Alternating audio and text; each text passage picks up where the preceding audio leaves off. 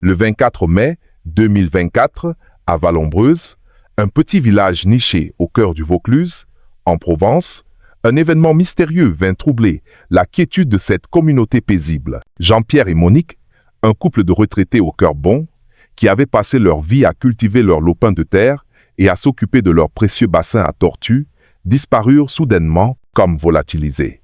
Puis, leurs corps furent découverts au fond de ce même bassin qu'ils avaient chéri et entretenu toute leur vie. L'auteur de cet acte d'une cruauté indicible n'était autre que leur propre fils.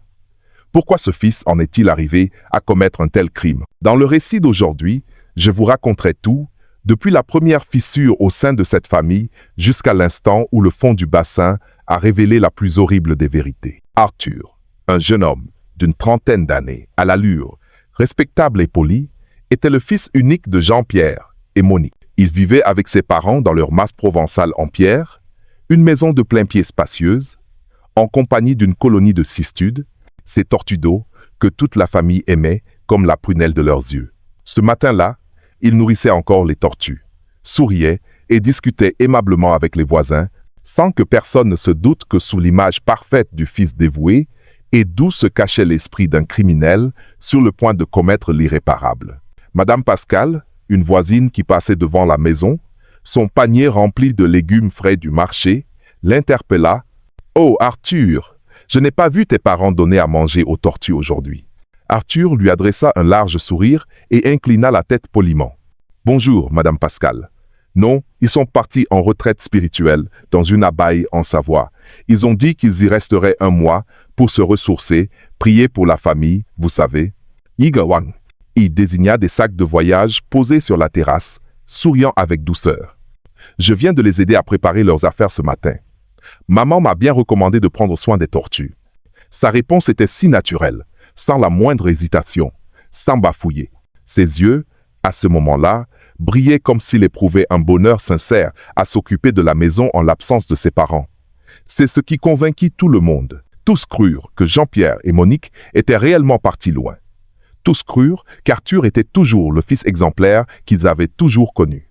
Madame Pascal hocha la tête en souriant et poursuivit son chemin. « Ah, c'est bien pour eux, ils pourront se reposer à leur âge. Prends bien soin de toi, mon garçon. » Ainsi commença la grande mascarade. Arthur jouait son rôle de fils, aimant à la perfection. Non seulement il s'occupait des tortues et nettoyait la maison, mais il apportait aussi des viennoiseries aux voisins, prétextant que ses parents lui avaient demandé de les acheter pour eux. Chaque geste, chaque parole était un accessoire dans cette pièce de théâtre montée pour tromper tout le monde. Et personne ne se doutait que Jean-Pierre et Monique, qui avaient l'habitude de s'asseoir sur cette même terrasse pour donner des morceaux de salade aux tortues, un par un, n'étaient dans aucune abbaye de Savoie. Ils gisaient, inertes et froids, à quelques pas seulement de l'endroit où se tenait Arthur, au fond du petit bassin derrière la maison. Ce lieu, autrefois rempli de souvenirs heureux des soirées d'été, où toute la famille se réunissait pour observer le lent ballet des tortues, était devenu le seul témoin d'un crime inhumain. Un crime qui avait commencé par un mensonge parfait. Et comme dans toute pièce de théâtre, aussi bien préparée soit-elle, tôt ou tard, la première fissure finit par apparaître. Si les voisins ne voyaient que la façade, les membres de la famille, eux, pouvaient voir ce que les apparences ne sauraient cacher. Nathalie, la sœur de Jean-Pierre, était une femme directe et déterminée. Depuis plusieurs jours, elle tentait de joindre son frère et sa belle-sœur, sans succès. Le cœur rongé par l'inquiétude, elle prit sa voiture ce matin-là depuis le village voisin, sans même avoir pris son petit déjeuner. Elle avait un mauvais pressentiment, et les pressentiments familiaux se trompent rarement. Nathalie entra directement dans la propriété et vit Arthur en train de balayer les feuilles mortes. Elle ne prit pas de gants. « Arthur, où sont tes parents? Pourquoi ne répondent-ils pas au téléphone ?» demanda-t-elle d'un ton sec, le regard suspicieux. Arthur sursauta. Il blêmit légèrement, mais se reprit vite et afficha un sourire forcé pour répondre, comme s'il avait répété son texte. « Oh, tante Nathalie, papa et maman sont partis en retraite dans une abbaye en Savoie. Là-bas, le réseau ne passe pas bien. C'est pour ça que tu n'arrives pas à les joindre. » Il parlait sans la regarder dans les yeux. Un détail infime, mais pour quelqu'un qui connaissait son frère et sa belle-sœur depuis toujours, c'était un signal d'alarme. Arthur parlait avec aisance, mais son regard fuyait, comme s'il craignait que le regard perçant de sa tante ne déchire son masque.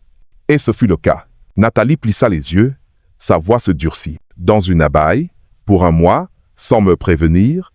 Depuis quand sont-ils partis? C'est étrange. Ils n'ont jamais fait ça de leur vie. Et puis, ton père a de l'arthrose au genou. Comment veux-tu qu'il aille crapahuter dans les Alpes? Tu te moques de moi? Ne me mens pas. Arthur commença à paniquer. Son visage devint cireux, des perles de sueur apparurent sur son front. La main qui tenait le balai tremblait légèrement. Miles, papa a dit que ça lui ferait du bien, de changer d'air. Il n'y a rien d'anormal, je t'assure. C'était la première fissure dans son scénario. Arthur, habitué à mentir aux étrangers, faisait maintenant face à la personne qui connaissait le mieux ses parents. Nathalie savait que son frère et sa belle-sœur étaient des gens prévenants, qui ne seraient jamais partis si loin sans prévenir, et encore moins pour un mois. Quant à l'arthrose de Jean-Pierre, l'idée même qu'il puisse gravir des montagnes était absurde. Nathalie l'interrompit, cette fois-ci sur un ton qui ne souffrait aucune réplique, presque un ordre. « Arrête tes sornettes. La semaine dernière encore, ta mère m'a appelé en pleurs parce que tu voulais vendre le terrain pour payer tes dettes. Et soudain, ils disparaissent tous les deux. Ton histoire ne tient pas debout. Je vais te dire, si je n'arrive pas à les joindre d'ici ce soir, j'appelle les gendarmes. » Le visage d'Arthur devint blanc comme un linge. Il s'approcha, tenta de saisir le bras de sa tante, bégayant. « Tante Nathalie, attends. Je vais essayer de les appeler. Peut être que maman a laissé un message. » Nathalie repoussa sa main d'un geste sec. Sa voix était glaciale. « Pas la peine. J'appelle la gendarmerie tout de suite. Et toi, tu restes ici pour répondre à leurs questions. » One. À cet instant, Arthur comprit que le rideau de sa comédie venait de se déchirer. Nathalie n'était pas Madame Pascal, facile à duper, avec de belles paroles. Elle était de la famille, et ses doutes étaient le premier coup de couteau dans la façade parfaite qu'il avait tenté de construire. À partir de là, la fissure allait s'élargir, et le nom d'Arthur, autrefois la fierté de ses parents, allait bientôt être associé à un nouveau statut, celui de suspect. Cet après-midi-là, la gendarmerie de Carpentras ouvrit une enquête officielle. À sa tête, le commissaire divisionnaire Léduc, un enquêteur expérimenté, réputé pour sa capacité à lire dans l'esprit des criminels. Pas de sirène, pas d'arrivée en grande pont. Il arriva discrètement avec son équipe, se dirigeant directement vers le mas en pierre au bout du village, où les rumeurs commençaient déjà à enfler. Arthur les accueillit avec un calme apparent, un léger sourire et une attitude posée. Il les invita à s'asseoir, leur servit de l'eau, discutant comme un autre modèle, ne laissant transparaître aucun signe de nervosité. « Vos parents ne sont toujours pas rentrés ?» demanda le commissaire Leduc. Son regard s'arrêta sur une petite étagère avec des photos de famille, impeccables. « Non, monsieur le commissaire, » répondit Arthur. « Ils m'ont dit qu'ils partaient en retraite spirituelle pour un petit moment. Chaque année, ils partent comme ça 2 ou 3 jours pour se reposer. Mais cette fois, c'est un peu plus long, sans doute à cause de la saison. » Le commissaire Leduc hocha la tête doucement. Il ne le pressa pas de questions. En presque 20 ans de carrière, il savait que les menteurs pathologiques ne craignent pas les interrogatoires, mais le silence. Il sortit sur la terrasse, balayant lentement les alentours du regard. Tout semblait en ordre, être même trop en ordre. Le sol venait d'être lavé à grande eau. Le chemin à l'arrière dégageait encore une faible odeur d'eau de javel. Une serpillière reposait dans un seau encore à moitié rempli. « Vous êtes seul ici depuis combien de temps ?» demanda-t-il en rentrant. « Une dizaine de jours, je crois. Et vous faites le ménage comme ça tous les jours? » « Comme je n'ai rien à faire, j'en profite pour que tout soit propre, » répondit Arthur, sans hésiter. Mais ses yeux eurent un très léger tremblement. Un tremblement si subtil qu'une personne ordinaire ne l'aurait pas remarqué. Mais pour le commissaire Leduc, c'était le premier signal. Il ne posa plus de questions et se dirigea vers l'arrière de la maison. En passant devant l'évier extérieur, il s'arrêta un instant. Il y avait des traces de frottement sur le sol, une longue marque qui partait des marches de la terrasse et allait presque jusqu'au bord du bassin. On aurait dit la trace laissée par quelque chose de lourd qu'on aurait traîné. Malgré un nettoyage soigné, le ciment gardait une couleur légèrement différente à cet endroit. Il se pencha pour observer, sans rien dire, mesurant simplement la distance du regard. À ce moment-là, Arthur se tenait toujours sur la terrasse, le regard fixé sur le bassin aux tortues. Mais le coup d'œil rapide qu'il jeta vers le commissaire, au moment où celui-ci se pencha, n'échappa pas à l'œil exercé de l'enquêteur. Le commissaire revint vers Arthur et lui demanda d'une voix douce. « La semaine dernière, un voisin a dit avoir entendu une violente dispute venant de la maison, à propos d'un terrain. Pouvez-vous m'en dire plus ?» Arthur se redressa et répondit presque instantanément. « Oh, ce n'était rien de grave, monsieur le commissaire. Mon père est âgé, il s'emporte facilement. Je lui avais simplement suggéré que vendre le terrain derrière le verger pourrait nous soulager financièrement, mais lui et ma mère n'étaient pas d'accord. Il m'a grondé un peu, et c'est tout. Toujours la même manière de parler. Calme, fluide. Mais cette fois, il ne détourna pas le regard. Il fixa le commissaire droit dans les yeux. Un peu trop droit, comme pour affirmer « Je n'ai rien à craindre ». Mais cette absence de peur était précisément ce qui n'était pas naturel. Une personne innocente est souvent confuse quand on la questionne, elle hésite quand elle se sent soupçonnée. Mais une personne qui s'est préparée répond avec la fluidité d'un texte appris par cœur. Et pour le commissaire Leduc, qui avait traité d'innombrables affaires de fils tuant leur père ou de maris tuant leur femme, il savait que la fluidité du discours n'est souvent qu'un vernis plastique cachant les fissures de l'âme. À ce moment-là, il n'avait encore aucune conclusion. Mais il resta un long moment devant le bassin aux tortues. Les cistudes nageaient lentement. Certaines étaient regroupées dans un coin du bassin. L'eau y semblait plus trouble qu'ailleurs. La surface était calme, d'un calme oppressant. Dans son esprit, un pressentiment prenait forme, non pas à partir de preuves, ni de la logique, mais de l'instinct de celui qui connaît la façon dont les humains tentent de dissimuler leurs crimes. Il ne dit rien sur le moment, mais à partir de cet instant, le bassin aux tortues n'était plus un simple bassin d'agrément. Il était devenu le centre des soupçons, un silence terrifiant qui n'attendait que d'être brisé. Le lendemain, l'équipe d'enquête se concentra sur l'arrière de la maison. Le commissaire Leduc ordonna une inspection minutieuse du chemin menant de la porte arrière au bassin. Ils mesurèrent la distance exacte entre la terrasse et le bord, et examinèrent les murs, les piliers sous l'auve, des endroits que l'on néglige souvent. Aucune trace de sang, aucun objet suspect, aucun signe d'effraction. Tout était trop propre. Le commissaire s'approcha lentement du bord du bassin. Il ne dit pas grand-chose. Il utilisa simplement une longue tige de fer pour remuer doucement l'eau dans le coin nord-ouest, là où les tortues avaient tendance à se rassembler plus que d'habitude ces derniers jours. Un jeune gendarme, voyant cela, alla interroger le plus vieil habitant du village, le père Sagnier, qui avait aidé Jean-Pierre à construire le bassin des années auparavant. Normalement, est-ce que les tortues se regroupent toutes dans un seul coin comme ça, monsieur? Le père Sagnier fronça les sourcils. Non, avant, elles nageaient un peu partout. Elles sont dociles. Elles viennent vers quiconque leur donne à manger. Mais depuis quelques jours, je remarque qu'elles ne bougent pas de ce coin-là, côté ouest. Ce qui est bizarre, c'est que l'eau y est trouble en permanence. Certains jours, il y a même une petite odeur de vase, comme si quelque chose pourrissait au fond.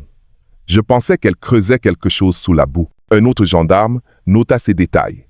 Les visages de tous se firent plus graves. Cet après-midi-là, un jeune officier fut chargé de commencer à vider l'eau du bassin, suite à une demande formulée par Arthur lui-même. Alors que l'officier puisait l'eau avec un seau, des bulles commencèrent à remonter des profondeurs. De petites bulles qui remontaient à la surface avec une odeur rance qui flotta un instant avant de disparaître. Il s'arrêta et alla faire son rapport à son supérieur. Une réunion eut lieu immédiatement sur les lieux. « Je soupçonne que quelque chose est en décomposition là, dessous », dit un des enquêteurs à voix basse. « C'est peu, être une carcasse d'animal », suggéra un autre. Mais la réaction des tortues et la turbidité persistante de l'eau semblaient anormales. Le commissaire Leduc prenait des notes en silence. Il ne donna pas son avis sur le moment. Mais dès qu'il retourna à l'intérieur pour poser quelques questions supplémentaires à Arthur, son regard se posa sur le visage du jeune homme. Assis, adossé à sa chaise, il regardait par la fenêtre en direction du bassin. Arthur ne disait rien. Son visage était vide, mais ses deux mains étaient fermement jointes, ses pouces tournant sans cesse l'un sur l'autre. Un geste incontrôlable qui n'apparaît que lorsque la tension psychologique atteint son paroxysme. Le commissaire demanda doucement. « Vous nourrissez les tortues souvent ?» Arthur hocha la tête. « Oui, tous les jours, matin et soir. Mes parents y tenaient beaucoup. C'était leur bonheur. Et savez-vous pourquoi l'eau du bassin est si trouble ces derniers jours? Arthur leva la tête, une lueur de panique traversa son regard avant qu'il ne baisse les yeux. C'est sans doute à cause du temps.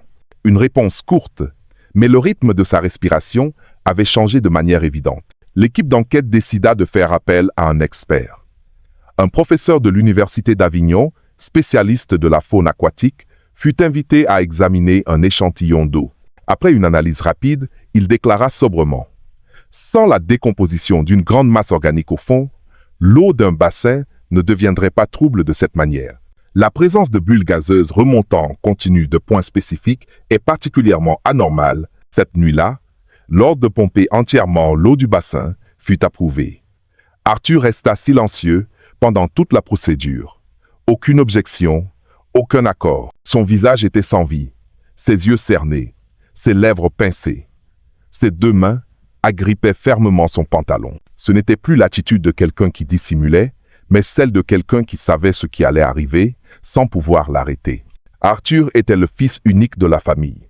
Depuis son enfance, il avait été la seule fierté de Jean-Pierre et Monique. Personne au village n'ignorait que Jean-Pierre lisait à voix haute les bulletins de notes de son fils au café du village, comme s'il s'agissait de l'épopée d'un héros. Quant à Monique, elle gardait toujours une photo de son fils dans son portefeuille, prête à la montrer à quiconque posait la question, vantant ses résultats scolaires et même les compliments de ses professeurs. Arthur était vraiment un bon élève. Au collège, il avait été sélectionné pour des concours régionaux. Au lycée, il était toujours parmi les meilleurs. Mais ensuite, pour une raison inconnue, ses résultats chutèrent. Il abandonna l'université après seulement une année. La famille tenta de cacher la nouvelle, racontant à tout le monde que leur fils se lançait dans les affaires. Il commença par vendre des téléphones d'occasion, puis ouvrit un bar à jus et enfin se lança comme agent immobilier après avoir levé des fonds. Tous ces modèles de réussite vantés sur Internet. Mais pour Arthur, chaque tentative se solda par un échec cuisant. Le plus blessant était qu'il n'admettait jamais ses erreurs. À chaque faillite, il avait une excuse. Il avait été escroqué. Il n'avait pas eu de chance. Le marché n'était pas favorable. Jamais il ne se remettait en question, cherchant toujours des prétextes avant de retourner demander de l'argent à ses parents. Jean-Pierre et Monique aimaient leur fils. Ce n'était pas un amour aveugle, mais un amour silencieux, teinté de peur. Peur que leur fils soit méprisé, qu'il développe un complexe d'infériorité face à ses amis qui réussissaient. Et cet amour devint peu à peu quelque chose qu'Arthur considéra comme un dû. La première fois, ses parents vendirent leur vieille camionnette parce qu'Arthur pleurait d'être traité de pauvre par ses amis. La fois suivante, ils se résignèrent à vendre une parcelle de vigne pour qu'il puisse relancer ses affaires. Puis, il y eut d'autres fois. La troisième fois, quand Arthur se retrouva endetté à cause des jeux en ligne, Monique pleura, Jean-Pierre entra dans une colère noire, l'insulta, mais finit par céder et lui donner l'argent. Cet amour, exploité encore et encore, n'était plus un sacrifice, c'était devenu de la complaisance. Ce matin-là, une pompe à eau puissante fut installée. Les gendarmes tendirent une bâche pour isoler la scène des regards curieux des villageois. Certains prirent même soin de déplacer délicatement les tortues dans un bassin temporaire pour ne pas les effrayer. Arthur était recroquevillé dans un coin de la terrasse, observant en silence les préparatifs méthodiques. Il ne parlait pas, ne protestait pas, ne montrait aucune émotion claire. Son visage était livide, ses yeux creusés par le manque de sommeil. Ses mains reposaient sur ses genoux, les doigts crispés, alors que le niveau de l'eau baissait, la vase au fond du bassin apparut peu à peu. D'abord des cailloux, des racines en décomposition, quelques graviers, puis des bulles commencèrent à remonter en chapelet, accompagnées d'une odeur de putréfaction si forte que tout le monde retint sa respiration.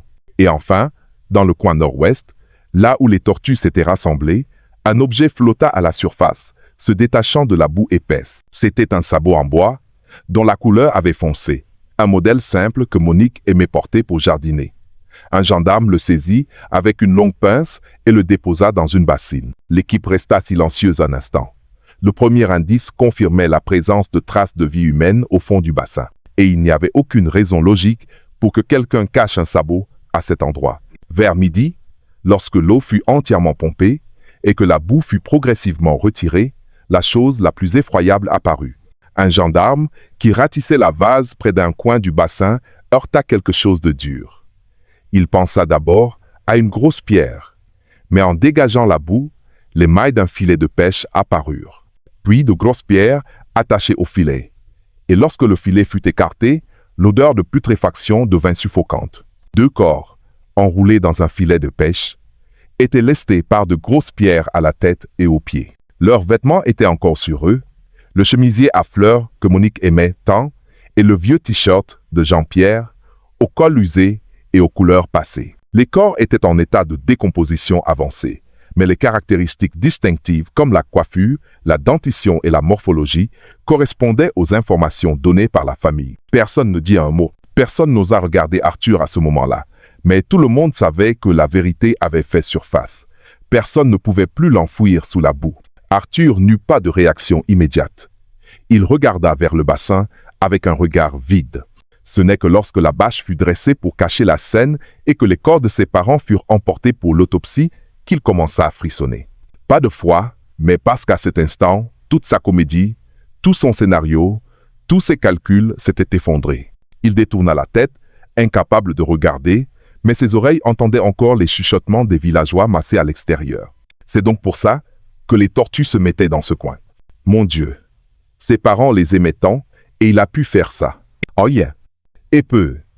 Être que ce qui le hantait le plus n'était ni l'arrestation, ni les regards de haine, mais le fait que ces tortues, créatures lentes et paisibles, que ses parents avaient aimées et chéries comme leurs propres enfants, avaient été celles qui avaient mené les gens à la vérité. Une vérité qui n'avait pas besoin d'être racontée ni avouée.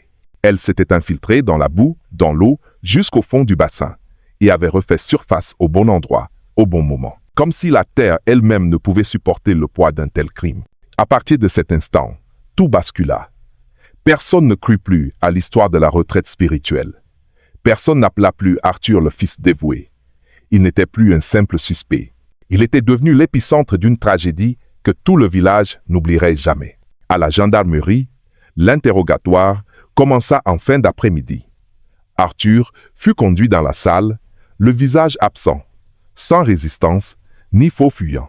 Il s'assit sur la chaise, le regard dans le vide, le dos droit, les mains posées sur ses genoux, mais si serrées qu'il semblait vouloir s'écraser lui-même. Au début, Arthur resta muet. Interrogé sur les 2 corps retrouvés au fond du bassin, il se contenta de secouer la tête, les lèvres scellées. Chaque question semblait tomber dans le vide. Aucune émotion, aucune réaction, jusqu'à ce que l'enquêteur place devant lui le sabot en bois et une photo du t-shirt au col usé de Jean-Pierre, les preuves recueillies sur la scène de crime. C'est alors qu'il commença à trembler. Pour la première fois, ses yeux s'emplirent de larmes. Pas des pleurs de tristesse, mais le reflet du chaos intérieur qu'il ne pouvait plus contenir. « Pourquoi ?» demanda l'enquêteur, directement. « Pourquoi avoir fait ça à ceux qui vous ont donné la vie ?» La question ne visait pas à obtenir de nouvelles preuves, mais à frapper la seule partie de son être qui pouvait encore vaciller, sa conscience humaine. Arthur leva la tête, les lèvres tremblantes, la gorge sèche, comme s'il n'avait pas respiré depuis des jours. Et puis, dans ce moment sans issue, il parla. « Je les ai suppliés. Je me suis agenouillé. J'ai supplié mon père et ma mère de vendre ce terrain. Mais ils n'ont pas voulu. Ils m'ont acculé. » Sa voix n'était d'abord qu'un murmure. Mais plus il parlait, plus elle devenait forte, comme pour libérer tout ce qu'il avait contenu. Je n'avais plus d'issue. Cette dette, il me menaçait de me tuer. J'avais juste besoin d'un peu d'argent, mais mon père m'a traité de bon à rien. Il a dit qu'il allait me déshériter. Mes parents ne m'ont jamais compris. Personne ne bougea. Le greffier resta immobile, son stylo suspendu au-dessus de la page. Arthur continua, sa voix brisée, à la frontière entre la colère et le désespoir. Cette nuit-là, je suis rentré.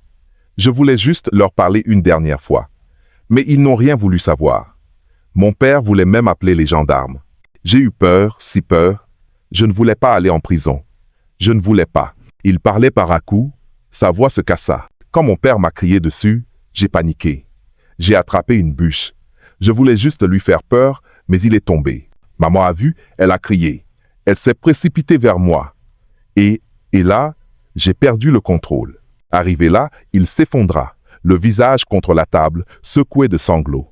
Il n'y avait plus de raison, Plus d'excuses, seulement le souffle court d'un homme que son propre égoïsme et sa propre lâcheté avaient poussé au fond du gouffre. Pas une seule fois, durant sa déposition, il ne dit « je suis désolé ».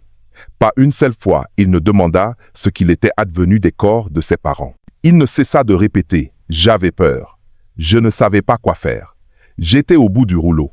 Ces phrases, à première vue, ressemblent à la confession d'un homme poussé à bout. Mais en y regardant de plus près, ce n'était pas l'expression du remords, mais l'appel à l'aide tardif d'un homme incapable d'accepter que tout était de sa faute, du début à la fin. Dans l'esprit d'Arthur, la faute venait toujours des autres, de ses parents qui ne l'aimaient pas comme il fallait, de la société qui ne lui donnait pas sa chance, de ses amis qui le méprisaient, de ses dettes qui le harcelaient. C'est seulement une fois démasqué, face à des preuves irréfutables, qu'il accepta de parler. Mais ce ne fut pas une confession par regret, mais par absence d'autre choix. Cette nuit-là, l'air était lourd et chaud, sans lune ni vent. Dans la petite maison nichée au cœur du village, personne ne se doutait que la tragédie se nouait de l'intérieur.